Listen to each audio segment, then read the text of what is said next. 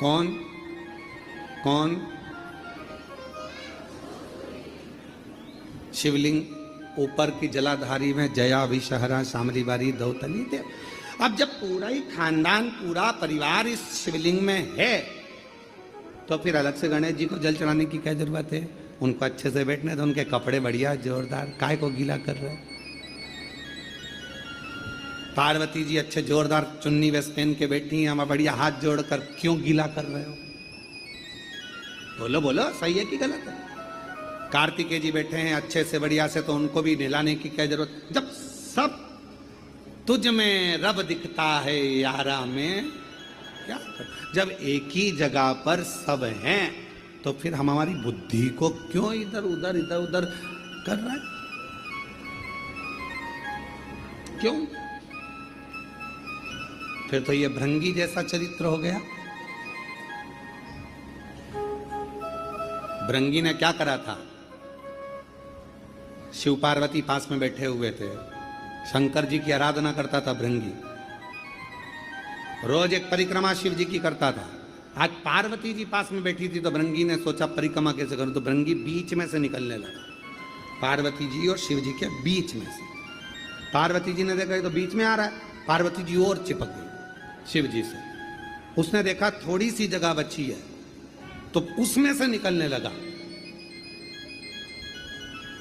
शंकर भगवान मुस्कुरा के पार्वती जी से बोले अब क्या करेगी? पार्वती जी खड़ी हुई, शिव जी की गोदी में बैठ गई। ले अब निकल, कहां से निकले?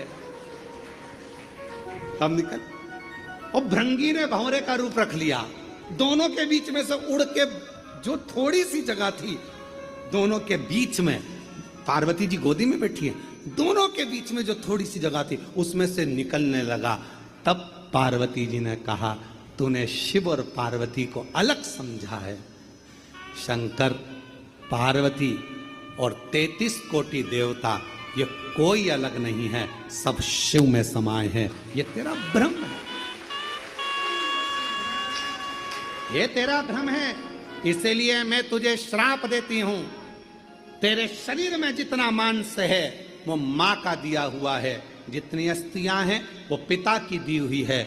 अगर तू माता से भेद करता है तो तेरे शरीर के मांस छिन्न हो जाए, केवल हड्डियों का ढांचा रह गया था। प्रार्थना करी क्षमा करो, क्षमा क्षमा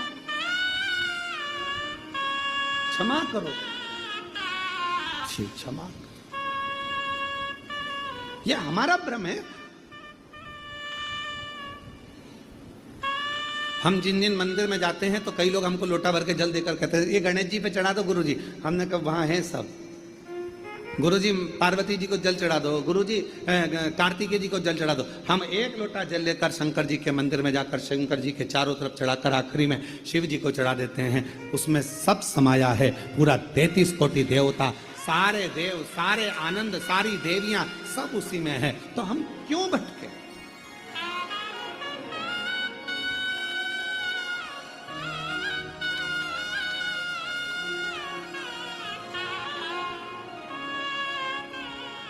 क्यों भटक रहे?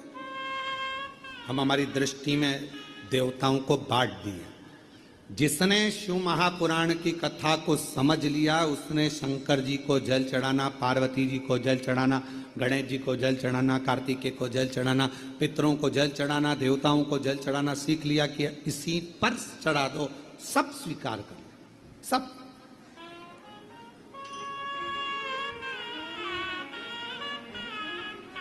आजकल के डॉक्टर बहुत समझदार होते हैं। पहले के डॉक्टर जब तक ये शरीर में चल रही है तब तक ये शरीर कहलाता।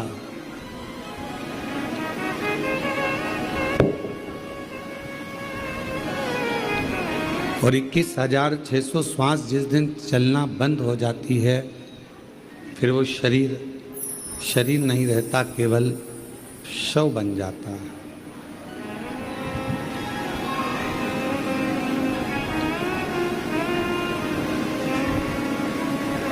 अब जितनी श्वास हमारे भीतर चल रही है वो शिव ही चलाने वाला है और शिव ही उसका निर्माता है।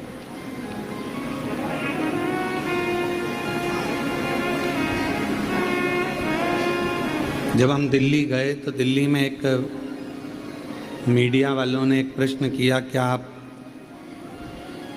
साइंस को नहीं मानते हो, एक लोटे जल का वर्णन करते हो? हमने उनका हाथ जोड़कर कहा कि हम साइंस को मानते हैं,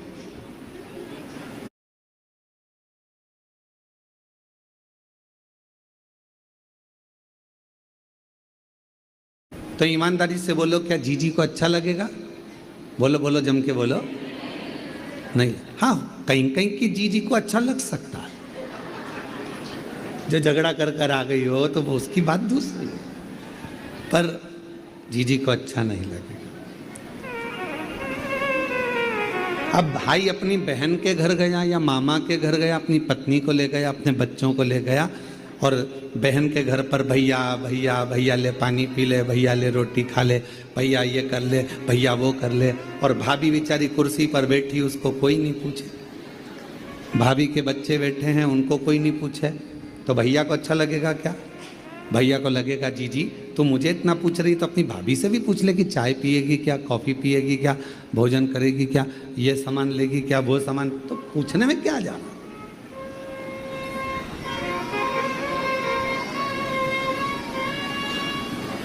बिना परिवार के कहीं सुख की अनुभूति नहीं है।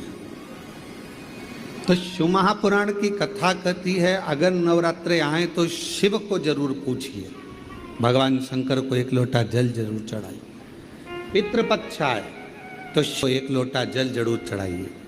रामनवमी आए, शंकर भगवान को एक लोटा जल जरूर चढ़ाइए। कृष्ण जन्माष्टमी आए, भगवान शंकर को एक लोटा जल जरूर चढ़ाइए। और संसार के जितने त्यौहार आते हैं, उन सभी त्यौहार में जिस दिन तुमने शिव को एक लोटा जल चढ़ाना प्रारंभ कर दिया, उस दिन आपके दुखड़े मिटना अपने आप प्रारंभ हो। हम दुख को क्यों घेरते हैं? कोई कहता है हमारे नवरात्रि आती है और हमारा टेंशन आता है, कई बार परेशानी आ जाती है, कोई त्यौहार आता है तो हमारे घर में चिड़चिड़ होने लगती है, हमारे यहाँ सत्यनारायण की कथा होती है तो कहीं ना कहीं लड़ाई होने वाली होती है, हमारे यहाँ यह अनुष्ठान यज्ञ कराने की सोचते हैं तो कुछ हो जाता है, अच्छा करने का, सुंदरकांड कराने का सोचते हैं तो कुछ हो जाता है, रामायण कराने का सोचते हैं तो कुछ हो जाता है, किटी पार्टी होती है तो कुछ नहीं होता।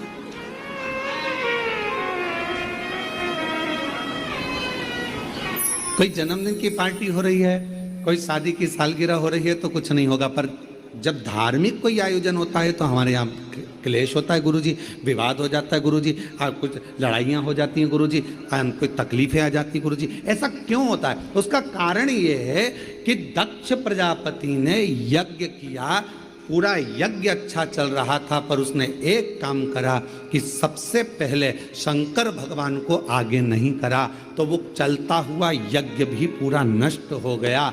जिस पूजन में, जिस पाठ में, जिस अनुष्ठान में, जिस आराधना में, चाहे तुम किसी भी देवता की आराधना करो, अगर उसमें शिव जी का नाम नहीं है तो वो अनुष्ठान, वो यज्ञ, वो जप श्रेष्ठ नहीं होता।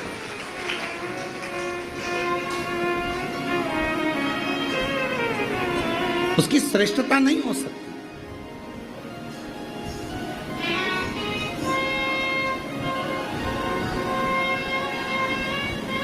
कई लोग कहते हैं गुरुजी आप बार बार श्री शिवाय नमस्तुभ्यम, श्री शिवाय नमस्तुभ्यम, श्री शिवाय नमः। आप बार बार श्री शिवाय नमस्तुभ्यम बोलते हो, आप बार बार लाइनों को गुनगुनाते रहते हो। महादेव नमन चरणों में स्वीकार कीजिए, सबका किया रे मेरा भी उधारी, हे त्रिपुंडधारी, हे त्रिशूलधारी। भगवान से आप बार बार गुनगुनाते हो, बार बार प्रार्थना करते हो, बार बार निवेदन करते हो, बार बार एक ही लाइन। कालेश्वर भगवान की जय, ओंकारेश्वर भगवान की जय, कुबेरेश्वर महादेव की जय, हर हर महादेव। हर हर महादेव हर हर महादेव।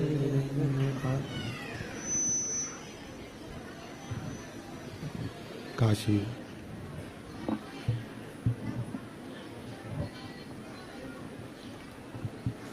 विश्वनाथ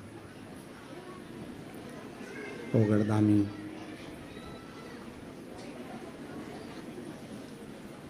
त्रिकालदर्शी कैलाशी अविनाशी भगवान शिव,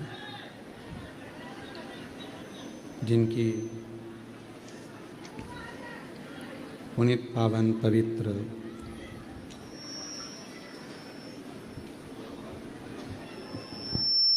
शिव महापुराण की कथा भगवान देवाधिदेव महादेव की कृपा से, करुणा से, उनकी उदारता से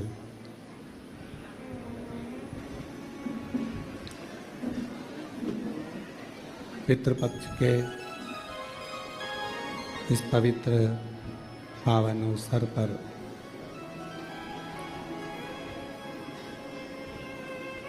ये पवित्र शिव महापुराण की कथा श्रवण करने का सौभाग्य बाबा देवाधिदेव महादेव की पवित्र भूमि 12 ज्योतिर्लिंग का केंद्र बिंदु कुबेरेश्वर धाम, जहाँ आप और हम भगवान शिव की अविरल पितृ पक्ष में पितरों के मोक्ष हेतु, पितरों की शांति हेतु ये पवित्र शिव महापुराण की कथा आज विराम की ओर जा रही है। पितृपक्ष का भी आज विराम है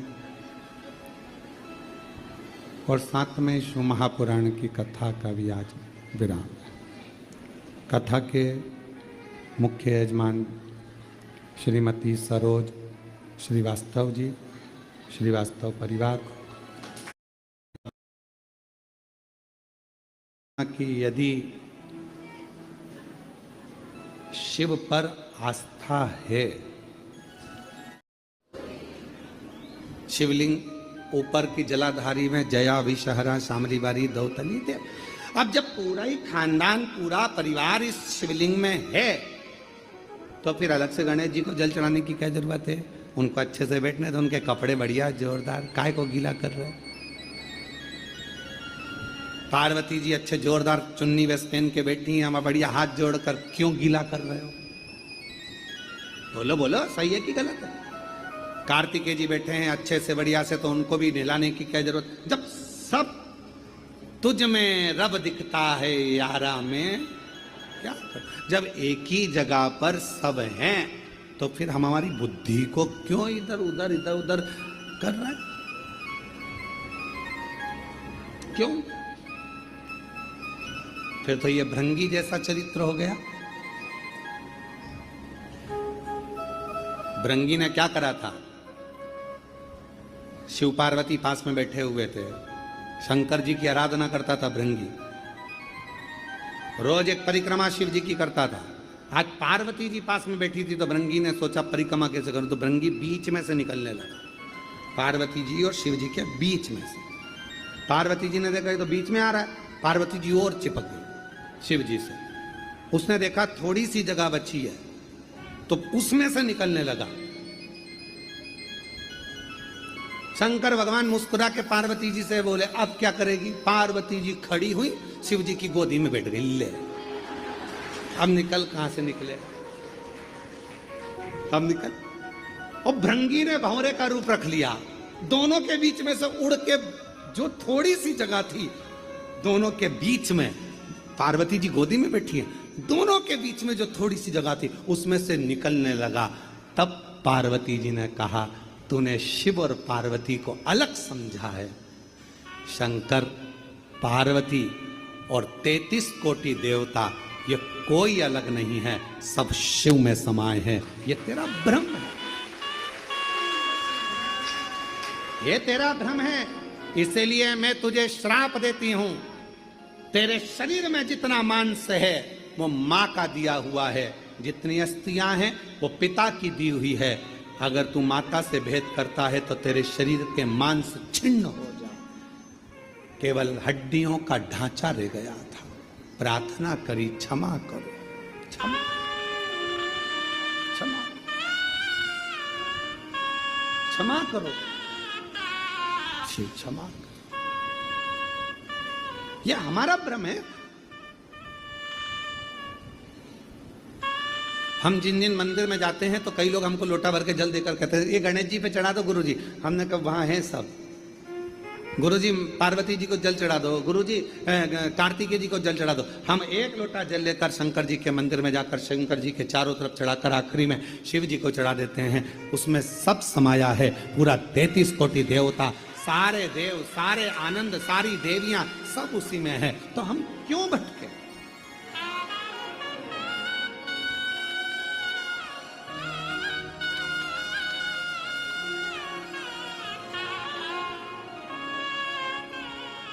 क्यों भटक रहे?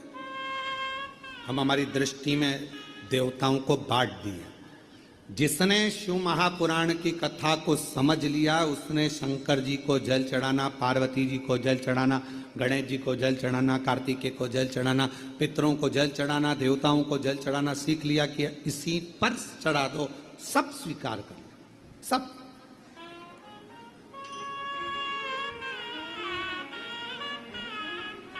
आजकल के डॉक्टर बहुत समझदार होते हैं।